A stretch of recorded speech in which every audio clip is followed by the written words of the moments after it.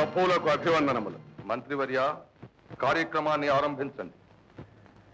సభాసదులారా, ఈనాటి సభా కార్యక్రమంలో ప్రధాన అంశం అకలంక దేశభక్తులు, అకుంఠిత రాజభక్తులు, మన సర్వసేనాధిపతులు అయిన శ్రీ రఘునాథ నాయకుల వారు వయోవృద్ధులైనందున పదవీ విరమణ చేసి ఆ బాధ్యతను నూతన సేనాపతిగా నియుక్తులైన శ్రీ గజపతి వర్మ గారికి అప్పగిస్తారు. ప్రభువులకు అభివందనములు. నాయన గజపతి, ఇన్నాళ్ళు సేనాపతిగా రాజ్యరక్షణ భారం వహించాను. ఇప్పుడు ఆ బాధ్యత నీ భుజస్కంధాల మీద పెడుతున్నాను. అకుంఠిత రాజభక్తితో, ధైర్య సాహసాలతో రాజ్యరక్షణ భారం వహించి రాజసేవలో కృతకృత్యుడవు కావాలని ఆశిస్తూ మనస్ఫూర్తిగా ఆశీర్వదిస్తున్నాను. మహాప్రసాద్. ఇప్పుడు శ్రీ రఘునాథ నాయకుల వారి రాజభక్తికి రాజసేవకు కృతజ్ఞత చెప్పవలసిన బాధ్యత నాది. మీరు కూర్చోండి. ఈ రఘునాథ నాయకుల వారు కేవలం సైన్యాధిపతులు మాత్రమే కారు. మా రాజవంశానికి అత్యంతాత్మీయులు. వారి పూర్వీకులు 3 తరాలుగా మా రాజ్యానికి సైన్యాధిపతులు. ముఖ్యంగా శ్రీ రఘునాథ నాయకుల వారు మా తండ్రి గారికి ఆత్మీయులు, ప్రాణమిత్రులు. ఒకసారి యుద్ధంలో వీరు మా తండ్రి గారి ప్రాణాలు కాపాడారు. రాజసేవ వారికి ఊపిరి, రాజభక్తి వారి రక్తంలో జీర్ణించుకుపోయింది. అందుకే వారంటే నాకు అమిత గౌరవం, పూజ్యభావం. వారు నాకు పితృ సమానం. వారు వయస్సులో వృద్ధులైనా బుద్ధికి బృహస్పతి వంటి వారు. అందుకే అలాంటి మహనీయుని సేవలు, సలహాలు మనకు ఎంతైనా అవసరం. కనుకనే వారిని ఒక బాధ్యతాయుతమైన పదవిలో కొత్తగా నియమిస్తున్నాం.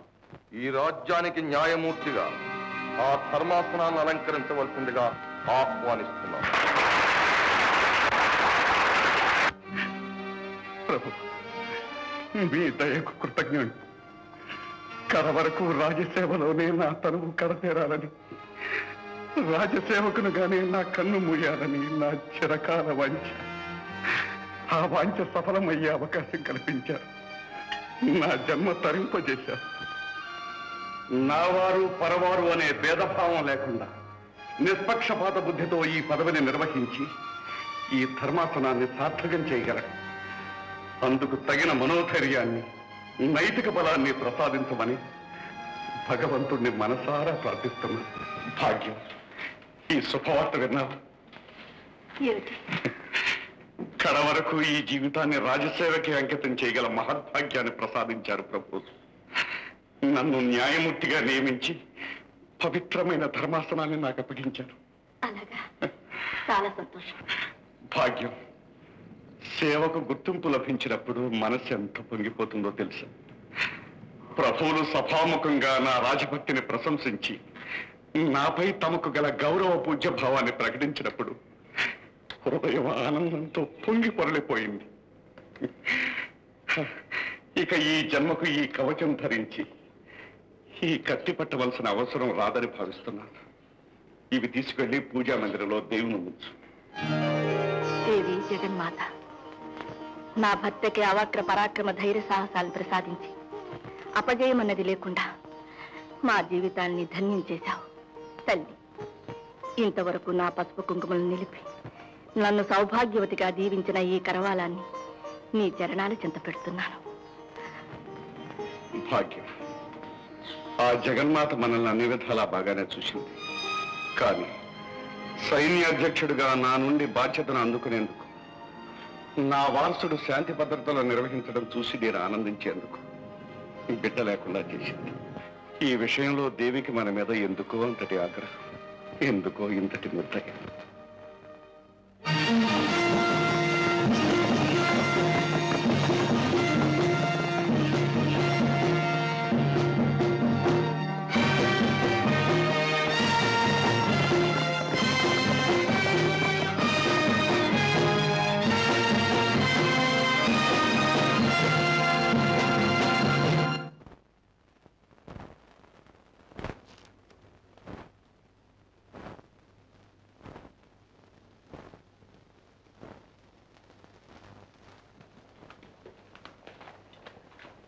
ప్రభువుల ఏకాంతానికి భంగం కలిగించినందుకు క్షంతవ్యం. పర్వాలేదు.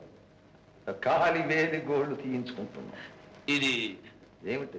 దశవర్ష ప్రణాళిక ప్రభు. అంటే అంటే రాబోయే 10 ఏళ్ల వరకు ప్రభుత్వం చేయదలుచుకున్న పనుల వివరాల జాబితా. 10 ఏళ్ల దాకా చేయవలసిన పనులు ఇప్పుడే రాసు కూర్చుంటే ఈ 10 ఏళ్ళు మన తెలుగు ఊరుకుంటుందా? కొత్త కొత్త ఆలోచనలు రావు. వస్తే ఆ ప్రకారం మార్పులు చేసుకోవచ్చు ప్రభు. అలా మార్చుకునే కాడికి ఇప్పుడే రాసుకోవడం ఎందుకయ్యా? సిరాదండగా వీడు కాలి గోళ్లు తీయమంటే వేళ్లే తీసేస్తున్నాం. రాసద్రోహి, వీడు వెంటనే దీపావళి పంపించేయండి. ఇంత చిన్న తప్పని అంత పెద్దదన్నా? నోరెత్తావంటే నిన్ను శిరచ్ఛేదన చేయించగలను. జాగ్రత్త. ఇది చాలా అన్యాయం ప్రభు. మా తాతల నుండి మీకు సేవలు చేస్తున్నందుకు మీరు ఇచ్చే బహుమానం ఇదా? నా ప్రాణమై ప్రాణం కాదా? మీకే శిరస్థానం చేస్తే రాజద్రోహి! రాజద్రోహి వీడొక్కడే కాదు ప్రభు. ఇటువంటి చీడ పురుగులు రాజ్యమంతటా తలెత్తుతున్నవి. ఈ విద్రోహ కీటకాల్ని మొగ్గులోనే తుంచేయాలి. రాజులు దైవం కన్నా నిన్న అనే భక్తిభావం ప్రజలోపచారం కావాలి. అదే ఈ ప్రణాళికలోని ప్రధాన లక్ష్యం. అయితే ఏం చేస్తానంటావయ్యా? రాజ్యమంతటా వాడవాడలా ప్రతి వీధిలో ప్రభువుల కంచు విగ్రహ ప్రతిష్టాపన.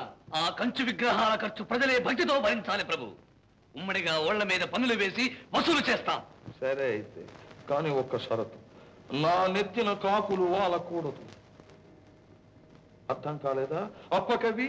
చిత్తం అంటే ప్రభువుల విగ్రహాల నెత్తిన కాకులు వాలిన ప్రభువుల శిరస్సు ఖరాబు కాగలదు. అది మనసులో ఉంచుకుని మీ ప్రణాళికలు కొనసాగించండి. ఇదే రాజభక్తి ప్రబోధ కార్యక్రమం. ప్రతి పడక గదిలోనూ పురుటి గదిలోనూ ప్రభువుల చిత్రపట ప్రతిష్టాపన. పుట్టిన ప్రతి బిడ్డ కళ్ళు తెరవగానే చచ్చినట్టు చూడవలసింది ప్రభువుల చిత్రపటం. ప్రతి తల్లి పాడే జోలపాటలో ప్రభువులపై భక్తి ప్రబోధం. ప్రతి పాఠశాలలోనూ బాలబాలికలు పాడవలసింది రాజభక్తి ప్రపూరిత ప్రభాత గీతం. ఈ సంక్రాంతి పండుగ నాడే రాజ్యమంతటా ప్రభువుల కంచు విగ్రహ ప్రతిష్టాపన ప్రారంభోత్సవం.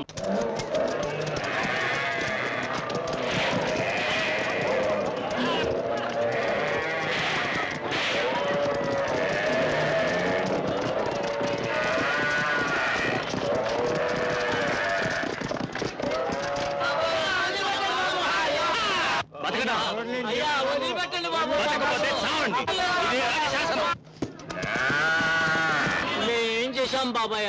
మా తప్పులేమిటో చెప్పండి. ఏమిటా? మీలో రాజభక్తి రగిలించడానికి మీ ఊళ్ళల్లో రాజుగారి విగ్రహాలు ప్రతిష్ఠించాం. వాటి ఖర్చుల కోసం మీ మీద పన్నులు విధించాం. అవి మీరు చెల్లించలేదు. పోయినా పన్నులు చెల్లించాలి. చూస్తారేమిరా? వీల్లేదు, వీటిని ఎత్తుకోవడానికి వీల్లేదు.